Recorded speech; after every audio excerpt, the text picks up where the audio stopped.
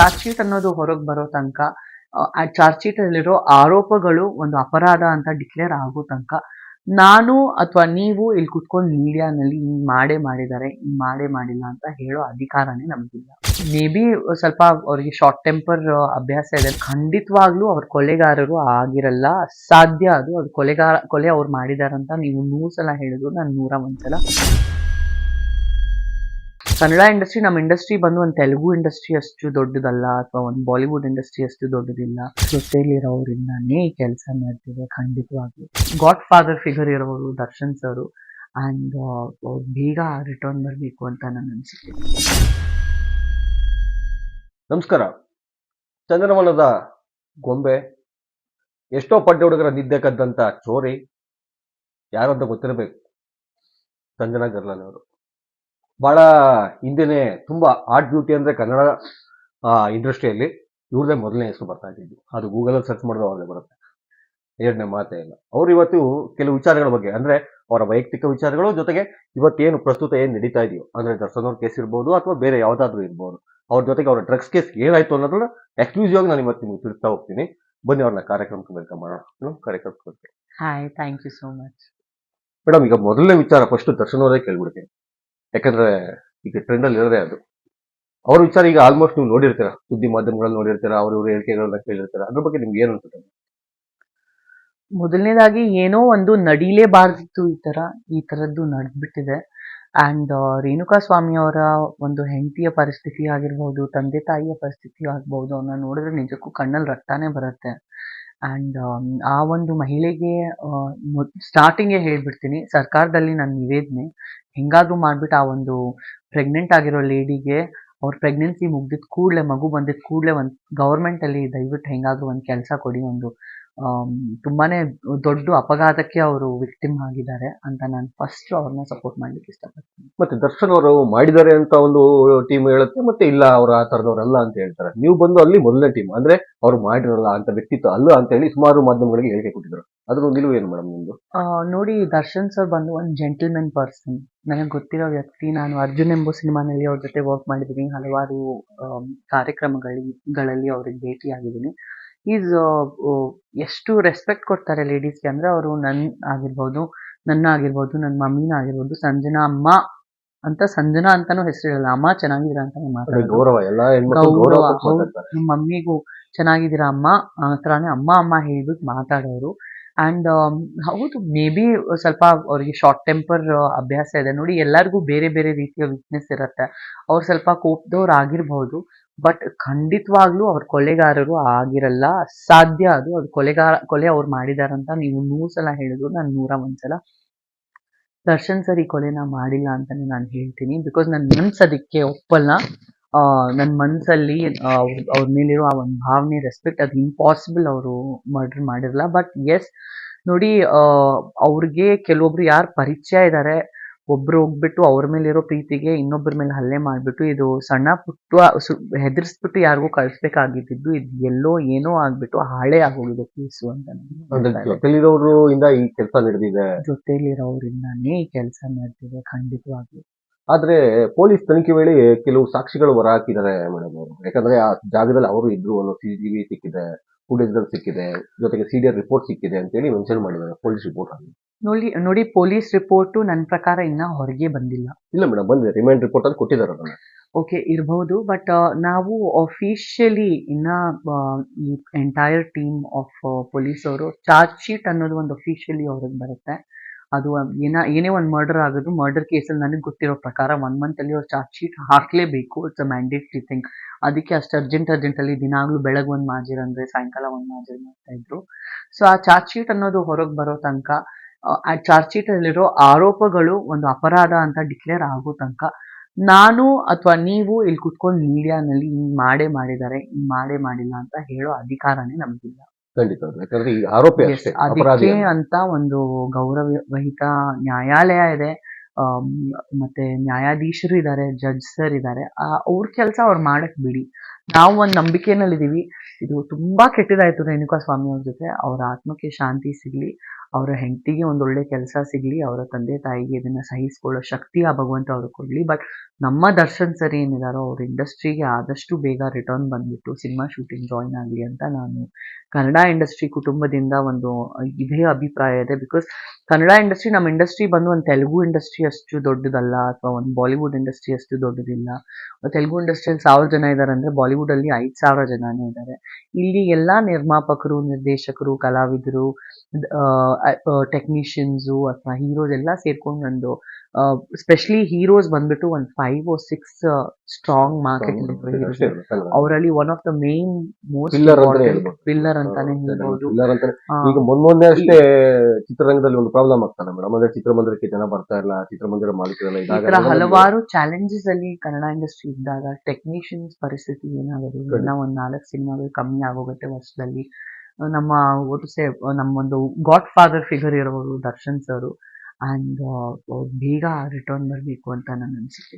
Comment ಅಲ್ಲಿ ಬರ್ದ್ಬಿಟ್ರೆ ನೀನ್ ಇಂಥವಳು ಅಂತ ಬರ್ದ್ಬಿಟ್ರೆ ಏನೋ ಅವರೇ ಒಂದು ಗ್ರೇಟ್ ಜಡ್ಜ್ ಅಂತ ಫೀಲ್ ಆಗೋಗ್ತಾರೆ, ಅಥವಾ ನಾನು ಗ್ರೇಟ್ ನೋಡು ನಾನು ರೀಲ್ಸ್ ಮಾಡೋ ಹುಚ್ಚಿದ ಬಾರದಲ್ಲಿ ಏನ್ ಮಾಡ್ತಾರೆ, ಕ್ಯಾಮ್ರಾ ಮುಂದೆ ಬಂದು ಬಟ್ಟೆ ಬಿಚ್ಚೋದು.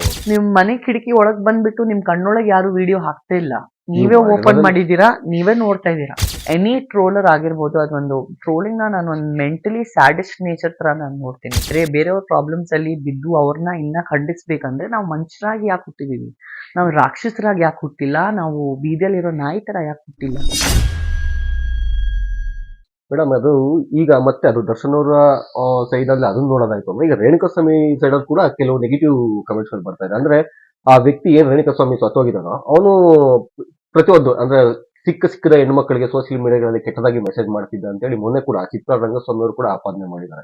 ಅಂದ್ರೆ ಈ ಸೋಷಿಯಲ್ ಮೀಡಿಯಾದಲ್ಲಿ ಇದೊಂದು ರೀತಿ ಕಾಮುಕರ ಹುಟ್ಟು ಜಾಸ್ತಿ ಆಗ್ಬಿಟ್ಟಿದೆ. ಅದ್ರ ಬಗ್ಗೆ ಮಾತಾಡೋದಾದ್ರೆ ಮೇಡಮ್, ನೋಡಿ, ಮೊದಲನೇದಾಗಿ ಸತ್ತೋಗಿರೋರ್ ಬಗ್ಗೆ ಕೆಟ್ಟದ್ದು ಮಾತಾಡಬಾರ್ದು. ಸತ್ತೋಗಿರೋರ ಆತ್ಮಕ್ಕೆ ಶಾಂತಿ ಸಿಗಲಿ, ಅವರ ಪರಿವಾರಕ್ಕೆ ಶಕ್ತಿ ಸಿಗಲಿ ಅಂತ ಹೇಳ್ತೀನಿ. ಬಟ್ ಟ್ರೋಲರ್ಸ್ಗೆ ಬಂದಾಗ ನಾನೀಗೊಂದು ತುಂಬಾ ಸ್ಟ್ರಾಂಗ್ ಮೆಸೇಜ್ ಹೇಳಲಿಕ್ಕೆ ಇಷ್ಟಪಡ್ತೀನಿ. ನಾವು ಟೆಕ್ನಾಲಜಿ ಇರೋದು ನಾವು ಬೆಳೆಯೋದಿಕ್ಕೆ, ನಾವು ಬೆಳೆಯೋದಿಕ್ಕೆ, ಬಳಸಿ ವಲ್ಗರ್ ಆಗಿ ಅದನ್ನ ಯೂಸ್ ಮಾಡ್ಕೊಳ್ಳೋದಿಕ್ಕೆ ಅಥವಾ ಈ ತರ ಪ್ರಾಬ್ಲಮ್ಸ್ ಅಲ್ಲಿ ಬೀಳೋದಿಕ್ಕೆ ಅಲ್ಲ. ಸೊ ಇದು ಪ್ರತಿಯೊಂದು ತಂದೆ ತಾಯಿಯ ಜವಾಬ್ದಾರಿ. ನಿಮ್ಮ ಮನೆಯಲ್ಲಿ ಒಂದು ಮಗು ಇದೆಯಾ, ಹೆಣ್ಣು ಮಗು ಇರಲಿ, ಗಂಡು ಮಗು ಇರಲಿ, ಅವ್ರು ಬಂದ್ಬಿಟ್ಟು ಏನೋ ಕಮೆಂಟ್ ಅಲ್ಲಿ ಬರ್ದ್ಬಿಟ್ರೆ ನೀನ್ ಇಂಥವಳು ಅಂತ ಬರ್ದ್ಬಿಟ್ರೆ ಏನೋ ಅವರೇ ಒಂದು ಗ್ರೇಟ್ ಜಡ್ಜ್ ಅಂತ ಫೀಲ್ ಆಗೋಗ್ತಾರೆ, ಅಥವಾ ನಾನು ಗ್ರೇಟ್ ನೋಡು ನಾನು ಇವ್ರ ಪೋಸ್ಟ್ ಅಲ್ಲಿ ಹಿಂಗ್ ಬರ್ದಿದ್ದೀನಿ, ಹಾ ಅದಕ್ಕೆ ಒಂದು ಚರ್ಚೆ ನಡೀತಾ ಇದೆ, ಅದಕ್ಕೆ ಏನೋ. So don't misutilise social media. ಅದು ಎಲ್ಲಿಂದ ಎಲ್ಲಿ ಹೊರಟೋಯ್ತು, ಒಂದು ಅವರು ಏನೋ ಒಂದು ಒಡಿಸೆ ಎನಿ ಟ್ರೋಲರ್ ಆಗಿರ್ಬೋದು, ಅದೊಂದು ಟ್ರೋಲಿಂಗ್ ನಾನು ಒಂದು ಮೆಂಟಲಿ ಸ್ಯಾಡಿಸ್ಟ್ ನೇಚರ್ ತರ ನಾನು ನೋಡ್ತೀನಿ. ಟ್ರೋಲಿಂಗ್ ನ ಖಂಡಿತವಾಗ್ಲೂ ನಾವು ಖಂಡಿಸ್ಬೇಕು.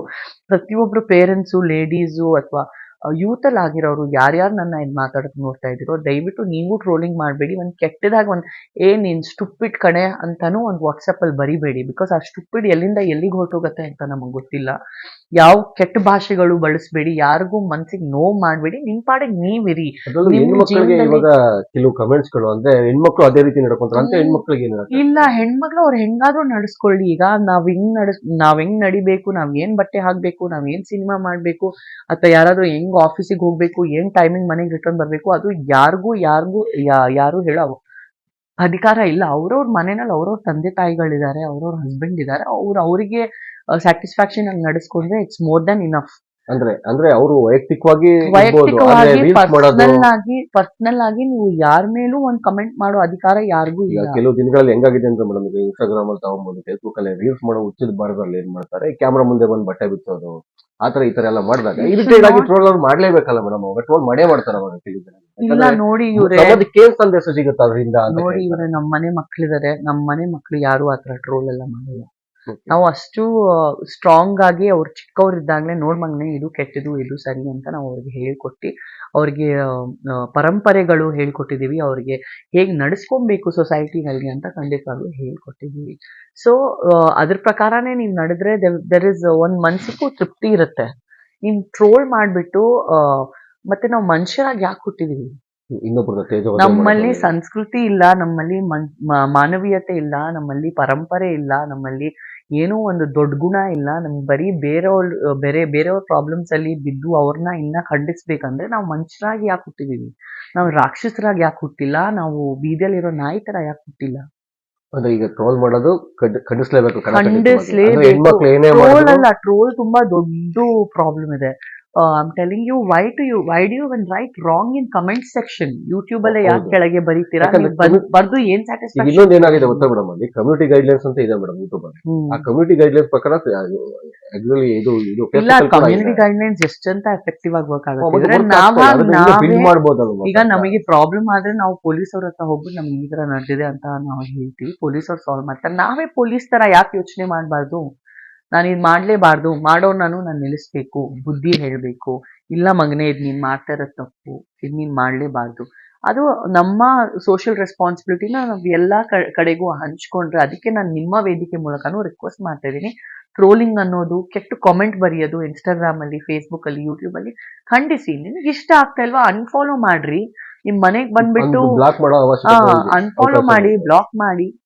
ಓಕೆ, ನಿಮ್ ಮನೆ ಕಿಟಕಿ ಒಳಗ್ ಬಂದ್ಬಿಟ್ಟು ನಿಮ್ ಕಣ್ಣೊಳಗೆ ಯಾರು ವಿಡಿಯೋ ಹಾಕ್ತಾ ಇಲ್ಲ, ನೀವೇ ಓಪನ್ ಮಾಡಿದೀರಾ, ನೀವೇ ನೋಡ್ತಾ ಇದ್ದೀರಾ. ಹೌದು. ಸೊ ಅದನ್ನ ಖಂಡಿಸಿ ಬ್ಲಾಕ್ ಮಾಡಿ. ನಿಮ್ಗೆ ಇಷ್ಟ ಇಲ್ಲ ಅಂದ್ರೆ ಗಲೀಜಾಗಿ ಬರ್ದ್ಬಿಟ್ಟು ನಾನೇ ರಾಜ ಅಂತ ಅನ್ಕೊಳ್ಳೋರು ನೀವಾಗ್ಲೇಬಾರ್ದು ಅಂತ ರಿಪೋರ್ಟ್ ನಾನು ಮಾಡ್ಬೋದು, ಹೇಳ್ತೀನಿ. ಬ್ಲಾಕ್ ಮಾಡ್ಬೋದು. ಹೌದು, ಎಕ್ಸಾಕ್ಟ್ಲಿ ಎಲ್ಲ ಆಪ್ಷನ್ ಇದೆ. Exactly. ಒಳ್ಳೇದೆಷ್ಟಿದೆ ಕೆಟ್ಟದ್ದು ಅಷ್ಟೇ ಇದೆ. ಎಕ್ಸಾಕ್ಟ್.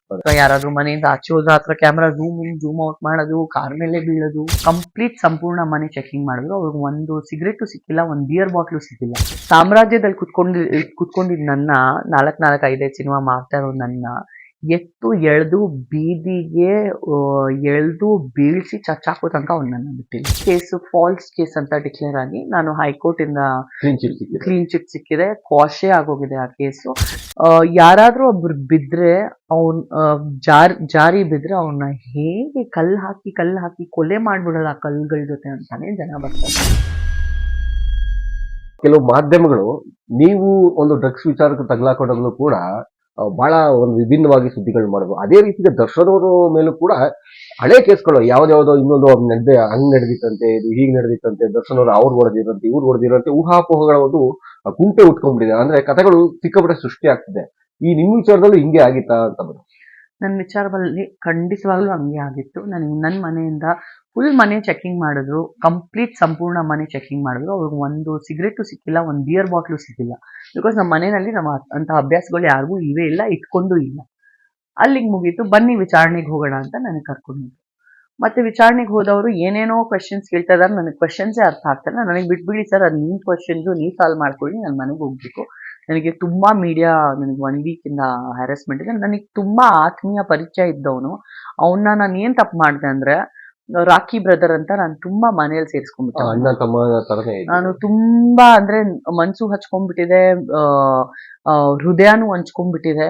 ಇಷ್ಟಕ್ಕೂ ಅವರು ಕೆಲಸ ಮಾಡ್ತಾ ಇರೋ ಕೆಲ್ಸಕ್ಕೂ ಅವ್ರು ಉದ್ಧಾರ ಆಗ್ಲಿ ಅಂತ ತುಂಬಾ ಜಾಸ್ತಿ ಹಣನೂ ಕೊಟ್ಬಿಟ್ಟಿದೆ. ನನ್ನ ಬ್ರದರು ನಿಜಕ್ಕೂ ಅಂತ ಮನ್ಸಾಣೆ ನಾನು ಒಪ್ಕೊಂಡ್ಬಿಟ್ಟಿದ್ದೆ ಅವ್ನ ಬ್ರದರ್. ಅವನಲ್ಲಿ ಹೋಗ್ಬಿಟ್ಟು ಫಸ್ಟ್ ಅರೆಸ್ಟ್ ಆದಾಗ, ಬಟ್ ಅವ್ನು ನನ್ನ ಬ್ಲಡ್ ಬ್ರದರ್ ಅಲ್ಲ, ಬರೀ ರಾಕಿ ಬ್ರದರ್. ನಮ್ಗೆ ಎಲ್ಲೂ ನಮ್ಮ ಪರಿವಾರಕ್ಕೆ ಅವ್ನು ಆಚಿಂದಾನೆ ಬಂದವನು. ಸೊ ಅದೇನ್ ಹೇಳ್ತಾರೆ, ನೀವು ಯಾರ ಜೊತೆ ಇರ್ತೀರಾ ನೀವು ಅವ್ರ ತರಾನೇ ಆಗೋಗ್ತೀರಾ.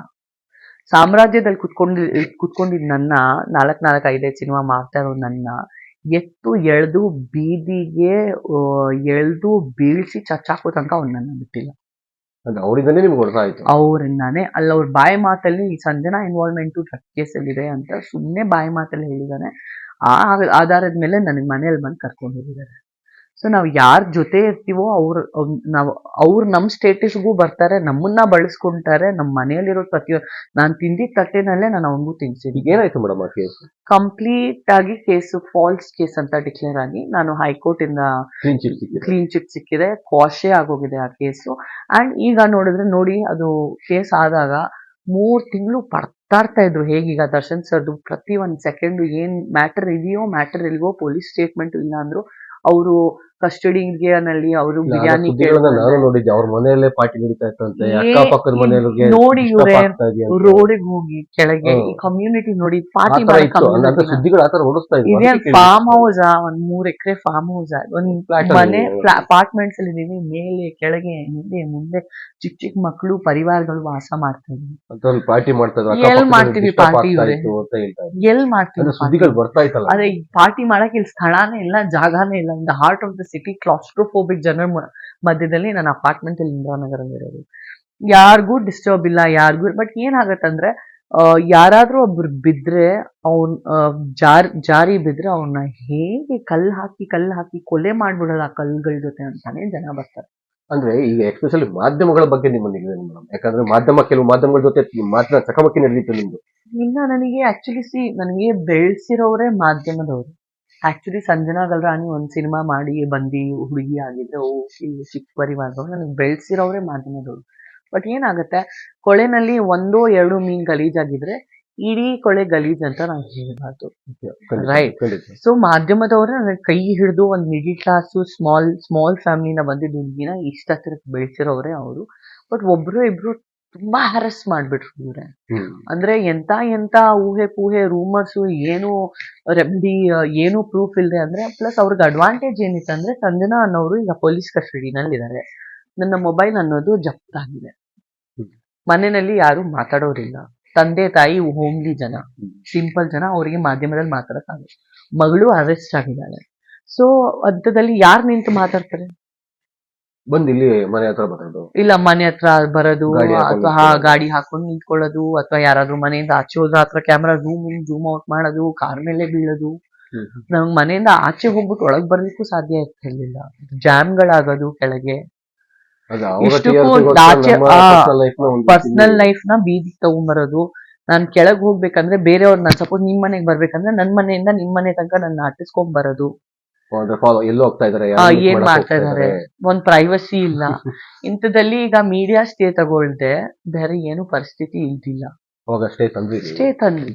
ಬಿಕಾಸ್ ಈಗ ನನ್ನ ಹಸ್ಬೆಂಡ್ ಕೆಲ್ಸಕ್ ಹೋಗ್ಬೇಕಂದ್ರೆ ಹಿಂದೆ ಕಾಂಪೌಂಡ್ ಇಂದ ಜಂಪ್ ಮಾಡ್ಕೊಂಡು ಹೋಗ್ಬೇಕು ಅಷ್ಟು ದೊಡ್ಡ ಡಾಕ್ಟರ್. ಇಲ್ಲಿಂದ ಕೆಲ್ಸಕ್ಕೆ ಹೋಗ್ಬೇಕಂದ್ರೆ ಕೆಲ್ಸದ ಜಾಗದ ತನಕ ಅಟ್ಟಿಸ್ಕೊಂಡು ಹೋಗೋದು. ಅವ್ರನ್ನು ಕೂಡ ಎಂಟೈರ್ 4 to 5 months ಈ ಪ್ರಾಬ್ಲಮ್ ಇತ್ತು. ನಾನು ಆಚೆ ಬಂದಾದ್ಮೇಲೂ ನಾನು ಒಟ್ಟು ಬಂದಾದ್ಮೇಲೆ 2 months ಇಲ್ಲೇ ನಿಂತಿದ್ರು ಗಾಡಿ ಹಾಕೊಂಡು. ಏನ್ ಮಾಡ್ತಾರೆ, so there is no privacy. ಅಂದ್ರೆ ಪೊಲೀಸ್ ಇನ್ವೆಸ್ಟಿಗೇಷನ್ ಗಿಂತ ಇವ್ರ ಇನ್ವೆಸ್ಟಿಗೇಷನ್. ಸೊ ಕೆಲವೊಬ್ರು ಆತರ ಹ್ಯಾರಸ್ಮೆಂಟ್ ಮಾಡಿದ್ರು. ಮಾಧ್ಯಮದಲ್ಲಿ ನನ್ನ ಫ್ರೆಂಡ್ಸ್ ಇದಾರೆ, ನಾನು ಹೇಳ್ತಾ ಇದ್ದೀನಿ ನೋಡಿ ಈ ತರ ಮಾಡ್ಬೇಡಿ, ನಿಮ್ ತಂಡಕ್ಕೆ ಹೇಳಿದ್ರೆ ನಾವು ಏನು ಮಾಡಕ್ ಆಗಲ್ಲ ಅನ್ನೋ ಜವಾಬ್ದಾರಿ.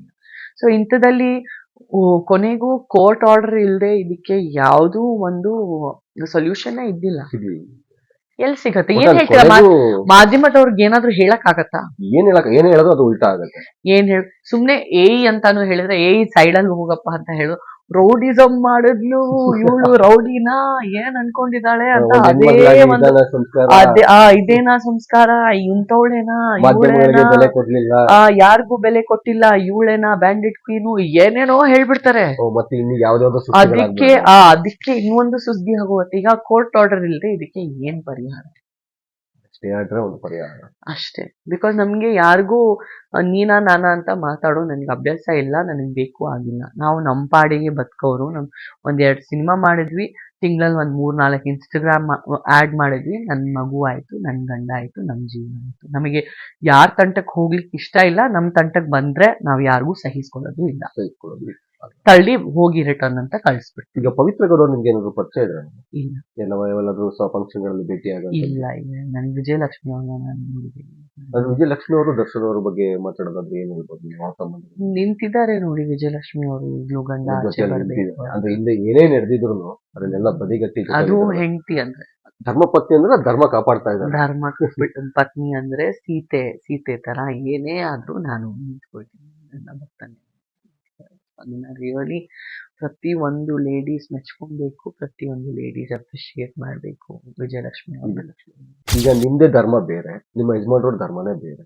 ಅವರು ನನಗೆ ತಿರುಪತಿ ಕರ್ಕೊಂಡು ಹೋಗಿದ್ದಾರೆ. ಅವಾಗ ನಾನು ಸೋಷಿಯಲ್ ಮೀಡಿಯಾನಲ್ಲಿ ಹಾಕಿಲ್ಲ, ಬಿಕಾಸ್ ಸೋಷಿಯಲ್ ಮೀಡಿಯಾ ಅವಾಗ ಸ್ಟ್ರಾಂಗೇ ಇದ್ದಿಲ್ಲ. ನಾನು ಅವ್ರ ಜೊತೆ ಮೆಕ್ಕಾನು ಹೋಗಿದ್ದೀನಿ, ನಾನು ಅದು ಹಾಕಿದ್ದೀನಿ. ಜನ ಬಂದು ಬರೀ ಮೆಕ್ಕಾದು ಯಾಕೆ ಹಾಕಿದ್ದೀರಾ, ಅವ್ರಿಗೆ ದೇವಸ್ಥಾನ ಕರ್ಕೊಂಡು ಹೋಗಿ ಅಂತ ಹೇಳಿ. Hindu Muslim live in relationship ಅದಕ್ಕೂ. So personal life is personal, public life is public. 2020 ನಲ್ಲಿ ನಮಗೆ so called Sandalwood drug case ಆಯಿತು. ಈಗ ನಿಮ್ದೇ ಧರ್ಮ ಬೇರೆ, ನಿಮ್ಮ ಯಜಮಾನ್ರ ಧರ್ಮನೇ ಬೇರೆ. ಇಲ್ಲಿ ಮೊದ್ಲು ಹಿಂದೆ ಈ ತರ ಏನಾದ್ರು ಆಯ್ತು ಅಂದ್ರೆ ನಾರ್ಮಲ್ ಪೀಪಲ್ಸ್ ಆಯ್ತು ಅಂದ್ರೆ ಲವ್ ಜಿಹಾದ್ ಅಂತ ಹೇಳಿ ಅದು ಮಾಡಿದ್ರು. ಅದಕ್ಕೆ ಕೇಳ್ತಾ ಇದೀನಿ ಪ್ರಶ್ನೆ. ಅಂತದ್ದು ಈಗ ಹಿಂದೂ ಮುಸ್ಲಿಮ್ಸ್ ಮದ್ವೆ ಆದ ತಕ್ಷಣನೇ ಎಲ್ಲರೂ ಇದು ಲವ್ ಜಿಹಾದ್ ಇರ್ಬೋದು, ಏನೋ ಒಂದು ಕೆಡಕಿರ್ಬೋದು, ಏನೋ ಒಂದು ಪ್ಲಾನ್ ಇರುತ್ತೆ, ಅನ್ನೋ ನಾನು ರೀತಿ ಮಾತಾಡ್ತಾರೆ. 2006 ಇಂದ ಬಟ್ ನಾನು ನಿಮ್ಮ ಸಂಸಾರ ಹೇಗಿದೆ ಮೇಡಮ್ ಈಗ? 2006 ಇಂದ ಇವತ್ ತನಕ ನಾನು ನನ್ ಗಂಡ ಒಂದೇ ಮನೇಲಿದ್ದೀವಿ. ಹ್ಮ್. ಲಿವ್ ಇನ್ ರಿಲೇಶನ್ಶಿಪ್ ಅಂತಾನೆ ಹೇಳ್ಬೋದು. ಅಂಡ್ ನಾನು ಸಿನಿಮಾಸ್ ಮಾಡ್ತಾ ಪ್ರತಿ ವರ್ಷ ನೆಕ್ಸ್ಟ್ ಇಯರ್ ಮದ್ವೆ ಆಗೋಣ, ಮನೇಲಿ ನನ್ನ ಮನೆಯಲ್ಲೂ ಗೊತ್ತು, ಅವ್ರ ಮನೆಯಲ್ಲೂ ಗೊತ್ತು. ಸೊ 2006 ಇಂದ ನಾನ್ ಹೆಂಗೆ ನನ್ ಗಂಡ ಹೆಂಗೆ ಅಂತ ನಮ್ಮಿಬ್ಬರಿಗೂ ಒಬ್ರಿಗೊಬ್ರು ನಾವು ಚೆನ್ನಾಗಿ ಗೊತ್ತು. ನಮ್ಮ ಮಮ್ಮಿನೂ ಬಂದು ಹೋಗೋರು. ಆಲ್ರೆಡಿ ಒಂದು ಎಂಗೇಜ್ಮೆಂಟ್ ರಿಂಗ್ ಅನ್ನೋದು ನಾನು ಅವ್ರಿಗೆ ಕೊಡ್ಸಿದೆ, ಅವರು ನನಗೆ ಕೊಡ್ಸಿದ್ರು. ಸೊ 2006 ಇಂದಾನೇ ಒಂದ್ ರೀತಿ ಎಂಗೇಜ್ಮೆಂಟೇ ಆಗ್ಬಿಟ್ಟು ಜೊತೆಗೆ ಇರ್ತಾ ಇದ್ವಿ ಅಂತ ಹೇಳಿದ್ರು ಖಂಡಿತವಾಗ್ಲೂ ತಪ್ಪಿಲ್ಲ. ಅವಾಗಿಂದಾನೇ ನಮ್ಮ ಮಮ್ಮಿ ಬರ್ತಾ ಇದ್ರು, ನಮ್ಮ ಮಮ್ಮಿನೂ ಸೇಮ್ ಮನೆಯಲ್ಲೇ ಇರ್ತಾ ಇದ್ರು. ಅವಾಗಿಂದಾನೇ ನಾವು ಜೊತೆಗೂ ಇದೀವಿ. ಲಿವ್ ಇನ್ ರಿಲೇಶನ್ಶಿಪ್ ಅಂತ ಹೇಳ್ತಾರೆ ಅದನ್ನ. ಬಟ್ ಆಚೆ ನಾವ್ ಯಾಕೆ ಹೇಳ್ಕೊಂಡಿಲ್ಲ ಅಂದ್ರೆ ಅದಕ್ಕೂ ಇನ್ನೊಂದ್ ಆಗತ್ತೆ.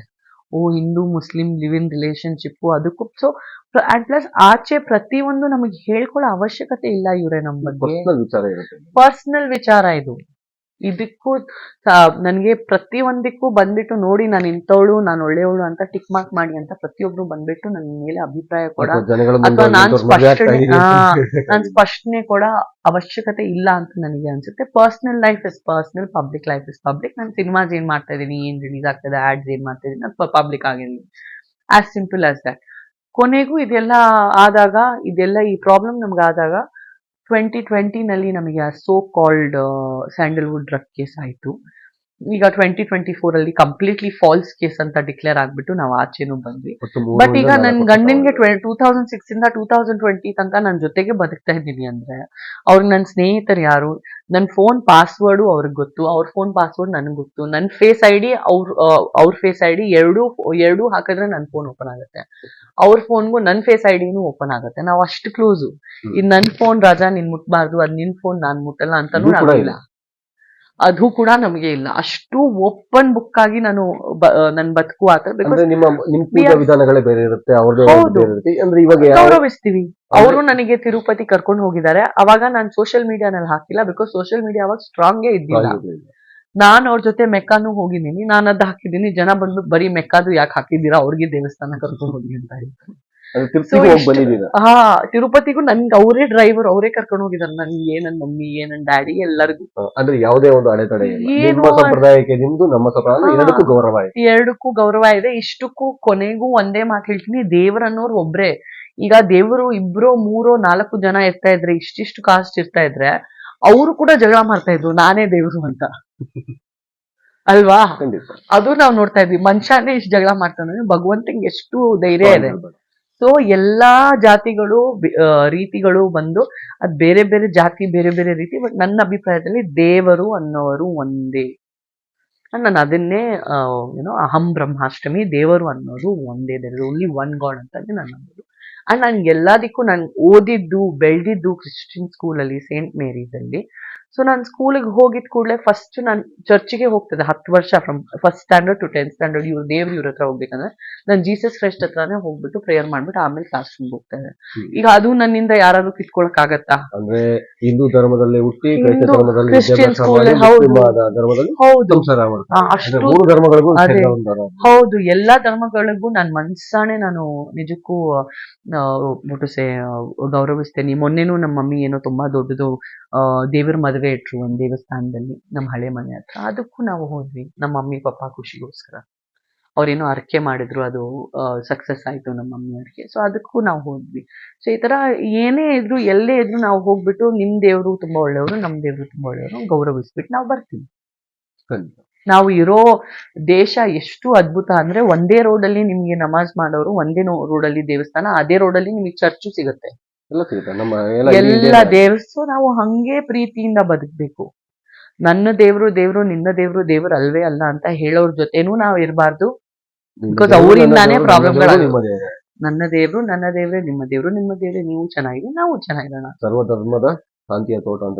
ಎಕ್ಸಾಕ್ಟ್ಲಿ, ಸರ್ವಧರ್ಮದ ಶಾಂತಿಯ ತೋಟ, ಕರೆಕ್ಟ್ ಆಗಿ. ಸೊ ನಾವು ಹಂಗೆ ಮನೆಯಲ್ಲೂ ಫಾಲೋ ಮಾಡೋದು. ಇನ್ನು ನೆಕ್ಸ್ಟ್ ಇನ್ನೊಂದು ಏನಕ್ಕಂದ್ರೆ, ನೀವು ಬೋಲ್ಡ್ ಆಗಿ ಉತ್ತರ ಕೊಡ್ತೀರ ಅಂತ ಈ ಪ್ರಶ್ನೆ ಕೇಳ್ತಾ ಇದ್ದೀನಿ. ಯಾಕಂದ್ರೆ ಕನ್ನಡ ಇಂಡಸ್ಟ್ರಿಯಲ್ಲಿ ಅನ್ನೋದಕ್ಕಿಂತ ಹೆಚ್ಚಾಗಿ ಎಲ್ಲಾ ಸಿನಿಮಾ ಇಂಡಸ್ಟ್ರಿಯಲ್ಲೂ ಹೆಣ್ಣು ಮಕ್ಕಳನ್ನು ನೋಡೋ ದೃಷ್ಟಿನೇ ಬೇರೆ ಇದೆ ಅನ್ನೋದೊಂದು ಮಾತಿದೆ. ಅದರಲ್ಲಿ ಹೆಣ್ಣು ಮಕ್ಕಳಿಗೆ, ಅಂದ್ರೆ ಕನ್ನಡ ರಂಗಕ್ಕೆ ಹೊಸದಾಗಿ ಯಾರು ಬರ್ತಾ ಇದಾರೆ ಸಿನಿಮಾ ಇಂಡಸ್ಟ್ರಿಗೆ, ಅಂತ ಹೆಣ್ಣು ಮಕ್ಕಳಿಗೆ ಯಾವ ರೀತಿ ಬುದ್ಧಿ ಹೇಳೋದಾದ್ರೆ ಯಾವ ರೀತಿ ಹೇಳೋದು? ಫಸ್ಟ್ ಚೆನ್ನಾಗಿ ಓದ್ಕೊಳ್ಳಿ, ಏನಾದ್ರೂ ಒಂದು ಒಳ್ಳೆ ಡಿಗ್ರಿ ಇಟ್ಕೊಳ್ಳಿ. ಸಕ್ಸಸ್ ಆದ್ರೆ ತುಂಬಾ ಒಳ್ಳೇದು. ದೇವ್ರ ದಯೆಯಿಂದ ಎಲ್ಲ ಹೆಣ್ಮಕ್ಳು ಸಕ್ಸಸ್ ಆಗ್ಲಿ. ಸಕ್ಸಸ್ ಆಗಿಲ್ಲ ಅಂದ್ರೆ ಈ ಡಿಪ್ರೆಷನ್ಗೆ ಹೋಗೋದು ಅಥವಾ ಬರೋರು ಹೋಗೋರ್ ಮಾತುಗಳು ನಂಬೋದು. ಅಂಡ್ ಮೊದಲನೇದಾಗಿ ನೀವು ಇಂಡಸ್ಟ್ರಿಗೆ ಬಂದ್ರೆ ನೀವು ಬಂದು ನಮ್ಮ ಒಕ್ಕೂಟ ಏನಿದೆಯೋ ಆರ್ಟಿಸ್ಟ್ ಅಸೋಸಿಯೇಷನ್ ಅಲ್ಲಿ ನೀವು ಮೆಂಬರ್ ಆಗಿ. ಸೊ ಆರ್ಟಿಸ್ಟ್ ಅಸೋಸಿಯೇಷನ್ ಅಲ್ಲಿ ನೀವು ಮೆಂಬರ್ ಆಗಿದ ಕೂಡಲೇ ಓಕೆ. ಅಂಡ್ ಅಲ್ಲಿ ಇರೋ ಆರ್ಟಿಸ್ಟ್ ಡೈರೆಕ್ಟರ್ ಅಸೋಸಿಯೇಷನ್ ಇರಬಹುದು, ಪ್ರೊಡ್ಯೂಸರ್ ಅಸೋಸಿಯೇಷನ್ ಇರಬಹುದು, ನಿಮ್ಗೆ ಬರೋ ಆಫರ್ಸ್ ಎಲ್ಲ ಅದು ಅಸೋಸಿಯೇಷನ್ ಅವರೇ ಅಲ್ವಾ ಅಂತಾನು ಒಂದ್ಸಲ ವಿಚಾರಣೆ ಮಾಡೋದು ತಪ್ಪಲ್ಲ. ಸೊ ದಟ್ ನೀವು ವಿಚಾರಣೆ ಮಾಡಿದ್ರೆ ಅಸೋಸಿಯೇಷನ್ ಅವರೇ ಅವ್ರ ರಿಜಿಸ್ಟರ್ಡ್ ಡೈರೆಕ್ಟರ್, ರಿಜಿಸ್ಟರ್ಡ್ ಪ್ರೊಡ್ಯೂಸರ್ ಆದ್ರೆ ಮಾತ್ರ ನೀವು ನಂಬಿ ಅಂತಾನು ನಾನು ಹೇಳಲಿಕ್ಕೆ ಇಷ್ಟಪಡ್ತೀನಿ. ಯಾರೋ ತುಂಬಾ ಹೊಸ ತಂಡ ಎಲ್ಲೂ ರಿಜಿಸ್ಟರೇ ಆಗಿಲ್ಲ, ಏನೋ ಶೂಟಿಂಗ್ ಮಾಡ್ತಾರೆ ಹೇಳ್ತಾರೆ ಅಂತ ಆ ಥರ ಸಿನಿಮಾನೇ ಮಾಡಬೇಡಿ. ಸೊ ತುಂಬಾನೇ ಕೇರ್ಫುಲ್ ಆಗಿ. ಅಂಡ್ ಯಾವಾಗ್ಲೂ ನಾನು ಇವತ್ತಿಗೂ ನಾನು ಶೂಟಿಂಗ್ ಹೋದ್ರೆ ನಾನು, ನನ್ನ ಮಮ್ಮಿ, ನನ್ನ ಮಗ ನೋಡ್ಕೊಳಕ್ಕೆ ಒಬ್ರು ಇಟ್ಟಿದ್ದೀನಿ ಅವರು, ಮತ್ತೆ ನನ್ನ ಇನ್ಸ್ಟಾಗ್ರಾಮ್ ಮ್ಯಾನೇಜರು. ಇವತ್ತು ಶೂಟಿಂಗ್ ಹೋದ್ರೆ 4 ಜನ ಹೋಗ್ತೀವಿ ನಾವು. ಹಿಂದೆ ನನ್ನ ಮದ್ವೆ ಆಗದೆ ಇರೋ ಟೈಮು, ಮಗು ಇಲ್ದೇ ಇರೋ ಟೈಮ್ ಕೂಡ ನಾನು, ನನ್ನ ಮಮ್ಮಿ ಎಲ್ಲಾದ್ರೂ ಹೋದ್ರೆ ಫ್ರಾಂಕ್ ಆಗಿ ಹೇಳಿ, ನನಗೆ 2 ಟಿಕೆಟ್ಸ್ ಕೊಟ್ರೇನೆ ನಾನು ಬರೋದು, ನಾನು ಬರ್ತೀನಿ, ನನ್ನ ಜೊತೆಗೆ ನನ್ನ ತಾಯಿನೂ ಬಂದೇ ಬರ್ತಾರೆ. ನಿಮ್ ತಾಯಿನೋ ತಂದೆನೋ ಜೊತೆಗೆ ಶೂಟಿಂಗ್ ಕರ್ಕೊಂಡು ಹೋಗಿ. ಇಲ್ಲ ಆ ವ್ಯವಸ್ಥೆ ನಾವು ಕೊಡಲ್ಲ ಅಂದ್ರೆ ನಮ್ಮ ಒಕ್ಕೂಟದಲ್ಲೇ ಹೇಳಿದಾರೆ ಆರ್ಟಿಸ್ಟ್ ಅಸೋಸಿಯೇಷನ್ ಲೇಡೀಸಿಗೆ ಯಾವಾಗ್ಲೂ 1 ಟಿಕೆಟ್ ಕೊಡ್ಲೇಬೇಕು ಅಂತ. ಸೊ ಯಾವುದೇ ಕಾರಣಕ್ಕೆ ಡೆಸ್ಪಿರೇಟ್ ಆಗಬೇಡಿ. ಯಾವುದೇ ಕಾರಣಕ್ಕೆ ಈ particular simple terms and conditions ಏನಿದೆಯೋ ಅವ್ರು ಬಸ್ ಟಿಕೆಟೇ ಕೊಡ್ಲಿ, ಅದನ್ನು ಗೌರವಿಸಿ, ಪರವಾಗಿಲ್ಲ. 1 ಫ್ಲೈಟ್ ಟಿಕೆಟ್ ಇಂದ 2 ಬಸ್ ಟಿಕೆಟ್ಗಳು ನಿಮ್ಗೆ ಒಳ್ಳೇದು. ನೀವು ಹೊಸಬ್ರು ಆಗಿದ್ದೀರಾ, ಇನ್ನ ಫ್ಲೈಟ್ ಕೊಡ್ತಾ ಇಲ್ಲ ಅಂದ್ರೆ ನೋ ಪ್ರಾಬ್ಲಮ್. ಬಟ್ ನಿಮ್ಮ ತಾಯಿ ಅಥವಾ ತಂದೆ ಜೊತೆಗೆ ಶೂಟಿಂಗ್. ಇನ್ನೊಂದು ವಿಚಾರ ಏನಪ್ಪಾ ಅಂದ್ರೆ, ಒಂದು ಇಂಡಸ್ಟ್ರಿ ಆಗ್ಬೋದು ಅಥವಾ ಒಂದು ಲೈಫ್ ಆಗ್ಬೋದು, ಒಳ್ಳೇದು ಕೆಟ್ಟದ್ದು ಎರಡೂ ಇರುತ್ತೆ. ಕನ್ನಡ ಇಂಡಸ್ಟ್ರಿ ಬಗ್ಗೆ ಏನ್ ಕೆಟ್ಟದಿರ್ಬೋದು ನಿಮ್ ಪ್ರಕಾರ, ಏನ್ ಒಳ್ಳೇದಿರ್ಬೋದು? ಎಲ್ಲ ಒಳ್ಳೇದೇ ಕಾಣಿಸುತ್ತೆ ಇವ್ರೆ. ಅಂದ್ರೆ ಯಾವ ರೀತಿ ಮೇಡಮ್? ತುಂಬಾ ಗೌರವ ಕೊಡ್ತಾರೆ ಲೇಡೀಸ್ ಅಂದ್ರೆ, ತುಂಬಾ ರೆಸ್ಪೆಕ್ಟ್ ಕೊಡ್ತಾರೆ ಲೇಡೀಸ್ ಅಂದ್ರೆ. ಬೇರೆ ಲ್ಯಾಂಗ್ವೇಜ್ ಗಳು ಹೋಲಿಸ್ಕೊಂಡ್ರೆ ನಮ್ಮ ಕನ್ನಡದಲ್ಲಿ ಇಲ್ಲ, ಎಲ್ಲಾ ಲ್ಯಾಂಗ್ವೇಜಸ್ ಅಲ್ಲಿ ಇರೋದು ಮನುಷ್ಯರೇ, ಜನರೇ. ಯಾಕಂದ್ರೆ ನಿಮ್ಗೆ ಕನ್ನಡ ಇಂಡಸ್ಟ್ರಿನೂ ಗೊತ್ತಿದೆ, ಇಲ್ಲಿ ನಾವು ಕನ್ನಡದವ್ರಲ್ವಾ? ಇಲ್ಲ, ಯಾಕಂದ್ರೆ ಈ ಚಿತ್ರರಂಗ ಏನಕ್ಕೆ ಮಾತು ಕೇಳಿದ್ರೆ ಹೊಸಬರಿಗೆ ಬರೋದಕ್ಕೆ ಏನು ಅಡ್ವೈಸ್ ಮಾಡ್ತೀರಾ ಅಂತ ಕೇಳಿದೀನಿ. ಯಾಕಂದ್ರೆ ನೀವು ಬಹುಭಾಷಾ ನಟಿ, ಎಲ್ಲಾ ಚಿತ್ರರಂಗದಲ್ಲೂ ಕೆಲಸ ಮಾಡಿದೀರಿ, ಒಂದು ಅನುಭವ ಇರುತ್ತೆ ನಿಮ್ಮಂತ ಹೇಳೋದಕ್ಕೆ. ಇಲ್ಲ, ಎಲ್ಲರೂ ನಾವು ಒಳ್ಳೆಯವರಾಗಿದ್ರೆ ನಮ್ ಜೊತೆ ಯಾರು ಮನುಷ್ಯರಾಗಿದ್ರು ಒಳ್ಳೆಯವರೇ ಆಗಿರ್ತಾರೆ. ಸಿನಿಮಾ ಇಂಡಸ್ಟ್ರಿಲಿ ಇಂಥದ್ದೊಂದು ಸಿನಿಮಾ ಮಾಡಬಾರ್ದಾಗಿತ್ತು, ಇಂಥವ್ರ ಜೊತೆ ವರ್ಕ್ ಮಾಡಬಾರ್ದಾಗಿತ್ತು ಅನ್ನೋ ಫೀಲ್ ಯಾವತ್ತಾರು ಬಂದಿದೆ? ತುಂಬಾ ಸಲ ಬಂದಿದೆ. ಅದರಲ್ಲಿ ಒಂದು ಹೇಳೋದಾದ್ರೆ ಸುಮ್ನೆ ಯಾಕೆ ಟಾರ್ಗೆಟ್ ಮಾಡೋದು? ಇಷ್ಟು ದೊಡ್ಡ ಬುಕ್ ಇದೆ, ಅಷ್ಟು ಜನ ಇದಾರೆ, ಯಾಕೆ ಸುಮ್ನೆ ಬಿಡಿ. ಮತ್ತೆ ನೆಗೆಟಿವ್ ಇಲ್ಲ ಅಂತ ಹೇಳಿ ಫಸ್ಟ್. ನೆಗೆಟಿವ್ ಇಲ್ಲ, ನೆಗೆಟಿವ್ ನಾವು ಪಾಠ ತರ ಕಲಿಬೇಕು. ಓಕೆ, ನಾವು ಅದನ್ನ ಅದ್ರಲ್ಲಿ ನೆಗೆಟಿವ್ ಥಾಟ್ಸ್ ಹೇಳಿದಾಗ ಅಟ್ಲೀಸ್ಟ್ ಈ ರೀತಿ ಹೋಗ್ಬಾರ್ದು ನಾವು, ಈ ರೀತಿ. ನಾನು ಹೇಳಾಯ್ತಲ್ವಾ, ನಾನು ಪುಸ್ತಕನೇ ಕೊಟ್ಬಿಟ್ಟೆ ಈಗ ಯಾವ ರೀತಿ ಇರ್ಬೇಕು ಅಂತ, ಅಷ್ಟೇ ಸಾಕು. ಅದಲ್ಲ, ಯಾಕಂದ್ರೆ ನೆಗೆಟಿವ್ ನಿಮ್ಮ ಜೀವನದಲ್ಲಿ ಏನಾದ್ರು ಹೇಳ್ಕೊಳಕ್ ಆಗ್ದಿರಾ ಅಂತದ್ದು ಏನಾದ್ರು? ತುಂಬಾ ಸೆನ್ಸೇಷನಲಿಸಂ ತೆಗಿಯಕ್ ನೋಡ್ತಾರೆ ಇವ್ರು ನನ್ನಿಂದ. ಇಷ್ಟು ಉತ್ತರ ಹೇಳಿ ಥ್ಯಾಂಕ್ ಯು. ಇಲ್ಲ ಮೇಡಮ್, ಅದೊಂದು ಕಂಟೆಂಟ್ ಚೆನ್ನಾಗಿ ತುಂಬಾ ಸ್ಮಾರ್ಟ್ ಇದೀರ ನೀವು, ತುಂಬಾ ಬುದ್ಧಿವಂತ. ಇಲ್ಲ ಮೇಡಮ್, 12 ವರ್ಷ ನಾನು ಮೀಡಿಯಾದಲ್ಲಿ ಬಂದಿದ್ದೆ. ಮುಗಿಸಿ ಸಾಕು ಇಂಟರ್ವ್ಯೂ. ಇನ್ನೊಂದು ಪ್ರಶ್ನೆ ಇದೆ ನಿಮಗೆ, ಅದು ನೀವು ಬಾಯಿ ಬಿಡ್ತಾ ಇಲ್ಲ. ಏನ್ ಬಾಯಿ ಬಿಡ್ತಾ ಇಲ್ಲ ಅಂದ್ರೆ ಒಂದು ನೋವು ಎಲ್ಲ ಯಾರು ಮಾತಾಡ್ತಾರೆ? ಅಲ್ಲ, ಹೆಣ್ಣು ಮಕ್ಕಳಿಗೆ ಒಂದು ನೋವು ಅಂತ ಇರುತ್ತೆ. ಆ ನೋವು ಹೇಳ್ಕೊಳಕ್ ಆಗ್ದಿರಂತ ನೋವು ಒಂದು ಮುಖಾಂತರ ಪುಸ್ತಕನೇ ಬರಿಬಹುದು. ಒಂದು ಹೇಳ್ಕೊಳ್ಳೋಂಥದ್ದು ಹೇಳಿ, ಹೇಳ್ದೇ ಇರೋಂಥದ್ದು ಬೇಕಾಗಿಲ್ಲ ರೀ. ಏನೀಗ ನೋವು, ಯಾವ ನೋವಿಗೂ ಪರಿಹಾರ ಇಲ್ಲ. ಆ ನೋವು, ಮುಚ್ಚೋಗಿರೋ ನೋವುಗಳನ್ನ ನಾವ್ ಯಾಕೆ ಕೆದಕ್ಬೇಕು? ಆಗೋಗಿದೆ, ಆರಾಮಾಗಿ ಸುಖ ಅನುಭವಿಸ್ತಾ ಇದೀವಿ ಜೀವನದಲ್ಲಿ. ಸಿನಿಮಾ ರಂಗಕ್ಕೆ ಬರೀ ಕಾಲಲ್ಲಿ ನಡ್ಕೊಂಡು ಹೋಗಿದ್ದೆ ಫಸ್ಟ್. ಗಂಡ ಹೆಂಡತಿಯಲ್ಲಿ ಕಾಣಿಸ್ಕೊಂಡ ಸಂಜನಾ ಅವರು ಬೇರೆ, ತೆಲುಗು ಇಂಡಸ್ಟ್ರಿಗೆ ಹೋಗಿರೋ ಸಂಜನಾ ಅವರೇ ಬೇರೆ. ಹೌದು, ಇವ್ರ ಮಧ್ಯೆ ಡಿಫ್ರೆನ್ಸ್ ಏನ್ ಬಂತು? ಇಲ್ಲಿ ಕುಂತಿರೋ ಸಂಜನಾನೇ ಬೇರೆ, ಇಲ್ಲಿ ಕುಂತಿರೋ ಸಂಜನಾ ಮಮ್ಮಿ ಸಂಜನಾ. ಡಿಫ್ರೆನ್ಸ್ ಏನಿದೆ ಮೇಡಮ್ ಈಗ ಹಂಗಾದ್ರೆ ಚಿತ್ರರಂಗಕ್ಕೂ ಈ ನಿಮ್ಮ ಸಂಸಾರಕ್ಕೂ? ಗಂಡ ಹೆಂಡತಿಗೆ ಹೋಗಿರೋ ಸಂಜನಾ ಬಂದು ಆಟೋನಲ್ಲಿ ಹೋಗಿದ್ರು. ತೆಲುಗು ಇಂಡಸ್ಟ್ರಿಗೆ ಹೋಗಿರೋ ಸಂಜನಾ ಬಂದು BMW 5 Series ಅಲ್ಲಿ ಅಷ್ಟೇ ಡಿಫ್ರೆನ್ಸ್. ಬಟ್ ಸಂಜನಾನೇ, ಅದೇ ಡೌನ್ ಟು ಅರ್ತ್ ಹುಡುಗಿ, ಅದೇ ಒಳ್ಳೆ ಮನ್ಸಿನ ಹುಡುಗಿ, ಅದೇ ಒಳ್ಳೆ ಹೃದಯದ ಹುಡುಗಿ, ಅದೇ ಸಿಂಪಲ್ ಆದ ಹುಡುಗಿ. ಯಾವ ಗಾಡಿನಲ್ಲಿ ಹೋದ್ರು ಕೊಂಬು ಬಂದಿಲ್ಲ, ಕೊಬ್ಬು ಬಂದಿಲ್ಲ. ಯಾರೇ ಒಂದ್ ವ್ಯಕ್ತಿ ಆಗಿರ್ಬಹುದು, ರಮ್ಯಾ ಅವ್ರಂತ ಅಲ್ಲ, ಯಾರಿಗೂ ಜಜ್ಮೆಂಟ್ ಪಾಸ್ ಮಾಡಬಾರ್ದು ನಾವು. ನನ್ನ ವಿಷನ್ ಅಲ್ಲಿ ನೋಡಿದ್ರೆ Darshan sir is a definite ಪಕ್ಕಾ ವರ್ಕಹಾಲಿಕ್ ಪರ್ಸನ್ ಅಂತಾನೆ ನಾನು ನೋಡಿ. ಅದು ಏನಾದ್ರೂ ಹಣ ಬೇಕಂದ್ರೆ ಸ್ಟ್ರೇಟ್ ಆಗಿ ನಾನು ನನ್ನ ಗಂಡನ ಪಾಕೆಟ್ ಅಲ್ಲೇ ಕೈ ಹಾಕೋದು. ರೆಸ್ಪೆಕ್ಟ್ಫುಲ್ ಕೋರ್ಟ್ ಇದೆ, ಆನರೇಬಲ್ ಕೋರ್ಟ್ ಇದೆ. ಸೊ ಇವತ್ತೇ ಎಲ್ಲ ಆಗೋಗ್ಲಿ ಅಂತ ಹೇಳಕ್ ಆಗಲ್ಲ. ಕೆಲವು ಪೋಸ್ಟ್ ಮಾಡಿದ್ರು ದರ್ಶನ್ ಅವ್ರ ವಿಚಾರವಾಗಿ, ಆ ಪೋಸ್ಟ್ ಗಳ ಬಗ್ಗೆ ಹೇಳೋದು I don't know. I think ಯಾರೇ ಒಂದ್ ವ್ಯಕ್ತಿ ಆಗಿರ್ಬಹುದು, ರಮ್ಯಾ ಅವ್ರಂತ ಅಲ್ಲ, ಯಾರಿಗೂ ಜಜ್ಮೆಂಟ್ ಪಾಸ್ ಮಾಡಬಾರ್ದು ನಾವು. ಏನೋ ಜಜ್ಮೆಂಟ್ ಪಾಸ್ ಮಾಡಕ್ಕೆ ನ್ಯಾಯಾಧೀಶರಿದ್ದಾರೆ, ನಮ್ಮ ರೆಸ್ಪೆಕ್ಟ್ಫುಲ್ ಕೋರ್ಟ್ ಇದೆ, ಆನರೇಬಲ್ ಕೋರ್ಟ್ ಇದೆ. ಸೊ ಇವತ್ತೇ ಎಲ್ಲ ಆಗೋಗ್ಲಿ ಅಂತ ಹೇಳಕ್ ಆಗಲ್ಲ. ಅವ್ರ ಮೇಲೆ ವಿರುದ್ಧವಾಗಿ ಅಭಿಮಾನಿಗಳು ಕೂಡ ಹೊಚ್ಚಿಗೆದ್ರು ಆ ಟೈಮಲ್ಲಿ. ಅಭಿಮಾನಿಗಳು ತುಂಬಾ ಹೃದಯಪೂರ್ವಕವಾಗಿ ದರ್ಶನ್ ಸರ್ನ ಪ್ರೀತಿಸ್ತಾರಲ್ವಾ, ಸೊ ಆ ಪ್ರೀತಿ ಹೇಳುತ್ತೆ. ಯಾಕಂದ್ರೆ ಅವ್ರ ಅಭಿಮಾನಿಗಳಿಗೆ ಈಗ ಇನ್ನೂ ಒಂದು ಕೆಟ್ಟ ಹೆಸರು, ಕೆಲವು ಜನಗಳಿಗೆ ಇನ್ನೂ ಒಂದು ಕೆಟ್ಟ ಹೆಸರು ಬರ್ತಾ ಇದೆ ಅವ್ರ ಅಭಿಮಾನಿಗಳಿಗೆ. ಇವರು ಒಲಗಾರಿಕೆಯಲ್ಲಿ ಮೆಸೇಜ್ಗಳನ್ನ ಮಾಡ್ತಾರೆ, ಕಮೆಂಟ್ಗಳನ್ನ ಇಲ್ಲ ಮಾಡ್ತಾರೆ. ಇಲ್ಲ ಇಲ್ಲ ಐ ಥಿಂಕ್ ನೋಡಿ, ಒಂದ್ ಸಿಚುವೇಶನ್ ಕೆಟ್ಟದಾದ್ರೆ ಎಲ್ಲೋ ಒಂದ್ ಕಡೆ ನಾವು ಭಗವಂತನಲ್ಲಿ ನಂಬಿಕೆ ಇಟ್ಬಿಟ್ಟು ಇದರಿಂದ ಹೇಗೆ ಹೊರಗ್ ಬರ್ಬೇಕು ಅಂತ ನೋಡ್ತಾ ಇರ್ತಾರೆ ತಪ್ಪ ದರ್ಶನ್ ಸರ್ ಆಗಿರ್ಬೋದು. ಇನ್ನ ಒಂದು ಕೆಟ್ಟ ಮೆಸೇಜ್ ಖಂಡಿತವಾಗ್ಲೂ ಹೊರಗ್ ಕೊಡ್ಲಿಕ್ಕೆ ಹೋಗಲ್ಲ. ನಾನು ದರ್ಶನ್ ಸರ್ ನೋಡಿದ್ರೆ ನನ್ನ ಕಣ್ಣಿಂದ is a proper workaholic man. ವರ್ಷಕ್ಕೆ 3-4 ಸಿನಿಮಾಸು, ಒಳ್ಳೆ ಸಿನಿಮಾಸ್ ನಾನು ಹೇಗ್ ಮಾಡ್ಬೇಕು ಅಂತಾನೆ ಅವರ ಒಂದು ಫೋಕಸ್, ಅವರ ವಿಷನ್ ಇದ್ರೆ ಬೇರೆ ಎಲ್ಲ ಇದೆಲ್ಲ ಪರದಾಡ್ತಾ ಇರುತ್ತೆ. ಹ್ಮ್. ಈ ನ್ಯೂಸ್ ಆಗೋಯ್ತು, ಆ ನ್ಯೂಸ್ ಆಗೋಯ್ತು, ಕಾಂಟ್ರವರ್ಸಿ ಆಗೋಯ್ತು, ಅದೆಲ್ಲ ಪರದಾಡ್ತಾ ಇರುತ್ತೆ, ಪರದಾಡಿ ಹೊರಟೋಗುತ್ತೆ. ಬಟ್ ನನ್ನ ವಿಷನ್ ಅಲ್ಲಿ ನೋಡಿದ್ರೆ Darshan sir is a definite ಪಕ್ಕಾ ವರ್ಕೋಹಾಲಿಕ್ ಪರ್ಸನ್ ಅಂತಾನೆ ನಾನು ನೋಡ್ತೀನಿ. ಈಗ ನಿಮ್ದೇ ಆದಂತ ಒಂದು ಫೌಂಡೇಶನ್, ಹ್ಮ್. ಕೆಲವು ಜನಗಳಿಗೆ, ಬಡವರಿಗೆ, ಕೆಲವು ನಿಮ್ ಕೈಲಾದಷ್ಟು ಸಹಾಯ ಮಾಡ್ತಾ ಇದ್ದಾರೆ. ಅಂದ್ರೆ ನಿಮ್ಮ ಸ್ವಂತ ಹಣದಿಂದ ಮಾಡ್ತಿದ್ರೆ ಅಥವಾ ನಿಮ್ದೊಂದು ಟೀಮ್ ಇಟ್ಕೊಂಡು ನನ್ನ ಯಾವ ರೀತಿ work ಸ್ವಂತ ಮಾಡ್ತಾ ಇದ್ದೀರಾ ಅದು? ನನ್ನ ಯಾವ ರೀತಿ ಸ್ವಂತ. ವರ್ಕ್ ಆಗುತ್ತೆ ಮೇಡಮ್? ಆಕ್ಚುಲಿ ಇಲ್ಲಿ ಹೇಳಿದ್ರೆ ತುಂಬಾ ಚಿಕ್ಕ ಫೌಂಡೇಶನ್ಸ್ ಬಂದ್ಬಿಡುತ್ತೆ. ಬಟ್ ನಾವು ಒಂದ್ ಫೌಂಡೇಶನ್ ನ ಆಯ್ಕೆ ಮಾಡ್ಕೊಂಡಿದ್ವಿ. ಕೋವಿಡ್ ಅಲ್ಲಿ ಅಬೌಟ್ 3 lakh ಪೀಪಲ್ಗೆ ನಾವು ಮೀಲ್ಸ್ ಸರ್ವ್ ಮಾಡಿದ್ವಿ. ನನ್ನ ಬೇಸ್ಮೆಂಟ್ ಕಿಚನ್ ಆಗೋಗಿತ್ತು, ನೋಡಿ, ನೀವು ಅದಕ್ಕೋಸ್ಕರ ನೋಡಿದಿರಲ್ಲ. ಅದ್ರ ಸೊ ಬಗ್ಗೆ ಕೋವಿಡ್ ತಿಳಿಸ್ಬೇಕು. ಅಲ್ಲಿ ನಾವು ತುಂಬಾ ಸೀರಿಯಸ್ ಆಗಿ ವರ್ಕ್ ಮಾಡಿದ್ವಿ. ಅದಾದ್ಮೇಲೆ ಈಗ ನವ್ಯಯುಕ್ತ ಫೌಂಡೇಶನ್ ಅಂತ ಒಂದು ಫೌಂಡೇಶನ್ ಇದೆ ಆರ್ ಟಿ ನಗರಲ್ಲಿ. 17 ಗಂಡು ಮಕ್ಕಳಿದ್ದಾರೆ, ಒಂದು 4-5 ಜನ ಅವ್ರ ಇನ್ಚಾರ್ಜ್ ಇದ್ದಾರೆ. ಸೊ ಈ ಒಂದು ಫೌಂಡೇಶನ್ ನ ನಾವು ಸೆಲೆಕ್ಟ್ ಮಾಡ್ಕೊಂಡಿದೀವಿ. ಆ ಮಕ್ಕಳನ್ನ 3 ತಿಂಗಳಲ್ಲೋ 4 ತಿಂಗಳಲ್ಲೋ ಒಂದ್ಸಲ ಆಚೆ ಕರ್ಕೊಂಡು ಹೋಗೋದು, ಅದೆಲ್ಲ ಪೋಸ್ಟ್ಗಳು ಆಲ್ರೆಡಿ ಟಿಲ್ ಡೇಟ್ ನನ್ನ ಇನ್ಸ್ಟಾಗ್ರಾಮ್ ಅಲ್ಲಿ ಇದೆ. ಅಂಡ್ ಅವ್ರಿಗೆ ಬೇಕಾಗಿದ್ದ ಸಮ್ ಬೇಸಿಕ್ ನೆಸೆಸಿಟೀಸ್ ಕಳ್ಸೋದು. ಅದು ಏನಾದ್ರೂ ಹಣ ಬೇಕಾದ್ರೆ ಸ್ಟ್ರೇಟ್ ಆಗಿ ನಾನು ನನ್ನ ಗಂಡನ ಪಾಕೆಟ್ ಅಲ್ಲೇ ಕೈ ಹಾಕೋದು, ಅಥವಾ ನಾನು ಇದಕ್ಕೆ ಅವ್ರ ಸಪೋರ್ಟ್ ಇದೆ. ಈಗ ನೆಕ್ಸ್ಟ್ ಖಂಡಿತ ಪ್ರತಿಯೊಂದಕ್ಕೂ ಅವ್ರ ಸಪೋರ್ಟ್ ಇದೆ. ಇಲ್ಲಾಂದ್ರೆ ನಾನು ನನ್ನ ಖಾತೆಯಿಂದಾನೇ ಆದಷ್ಟು ನನ್ನ ಶಕ್ತಿ ಆಗೋದು ನಾನು ಕೊಡೋದು. ಪ್ಲಸ್ ಅವ್ರಿಗೆ ಏನಾದ್ರೂ ಈಗ ಸ್ಕೂಲ್ ಬುಕ್ಸ್ ಬೇಕು, ಅಥವಾ ಸ್ಕೂಲ್ ಬ್ಯಾಗ್ಸ್ ಬೇಕು, ಅಥವಾ ಸ್ಕೂಲ್ ಶೂಸ್ ಬೇಕು. ನನಗೆ ತುಂಬಾ ಬ್ರ್ಯಾಂಡ್ಸ್ ಬರ್ತಾ ಇರುತ್ತೆ. ಈಗ ದೇವರ ಆಶೀರ್ವಾದದಿಂದ ನನ್ನ ಇನ್ಸ್ಟಾಗ್ರಾಮ್ ತುಂಬಾ ಚೆನ್ನಾಗಿ ನಡೀತಾ ಇದೆ. ಸೊ ಆ ಬ್ರ್ಯಾಂಡ್ಸ್ ಹೇಳೋದು, ಓಕೆ ಒಂದು 20 ಜೋಡಿ ಶೂಸ್ ಅಲ್ಲಿ ಕಳಿಸ್ಬಿಡಿ, ಒಂದು 20 ಬ್ಯಾಗ್ಗಳಲ್ಲಿ ಕಳಿಸ್ಬಿಡಿ. ಆ ತರ ನಾವು ಕೊಲಾಬ್ರೇಷನ್ಗಳು ಮಾಡೋದು. ಇವ್ರ ಅನಾಥರು, ನೀವು ಸಪೋರ್ಟ್ ಮಾಡಲೇಬೇಕು, ನಾವು ಮಾಡ್ತಾ ಇದೀವಿ ಅಂತ ಅವ್ರಿಗೆ ಬೇಕಾಗಿದೆಲ್ಲ ಆದಷ್ಟು ನಮ್ಮ ಕೈಯಲ್ಲಿ ತಲುಪಿಸೋದು. ಇಂಥದ್ ಕೆಲಸ ನಾವು ಇವತ್ತಿಗೂ ಮಾಡ್ತಾ ಇದೀವಿ.